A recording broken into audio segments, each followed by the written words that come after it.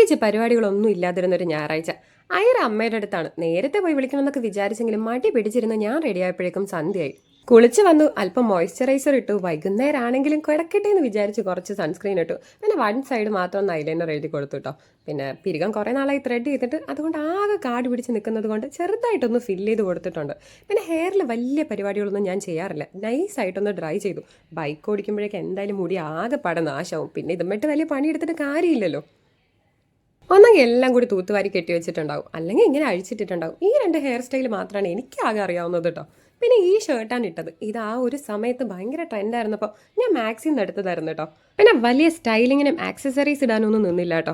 ഈ സൺഗ്ലാസ് ഒക്കെ ഇട്ട് സന്ധ്യയ്ക്ക് എവിടെ പോകാമെന്ന് ചിന്തിക്കേണ്ട. അത് ഞാൻ നിങ്ങളെ കാണിക്കാൻ വേണ്ടി ഇട്ടതാണ്. ഞാൻ ഇറങ്ങിയപ്പോഴേക്കും ഓൾറെഡി ഇട്ടിട്ടുണ്ടായിരുന്നു. നേരെ വീട്ടിലേക്ക് എത്തിയപ്പോഴേക്കും മോൾ എന്നെ വെയിറ്റ് ചെയ്ത് നിൽക്കുമായിരുന്നു.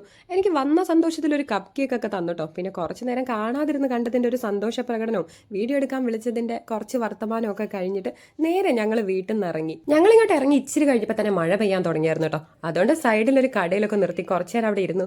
ഐസ്ക്രീം ഒക്കെ കഴിച്ചിട്ടാണ് പോകുന്നത്. അപ്പോൾ കുറച്ചൊന്ന് ലേറ്റായി. അതുകൊണ്ട് തന്നെ ഐറ വണ്ടിയിൽ കിടന്ന് ഉറങ്ങിയായിരുന്നു. പിന്നെ പതുക്കെ വണ്ടി ഓടിച്ച് ഇങ്ങോട്ട് പോന്നു. അപ്പോൾ ഇന്ന് അത്രയേ ഉള്ളൂ. അടുത്ത വീഡിയോയിൽ കാണുന്നത് വരെ ബൈ.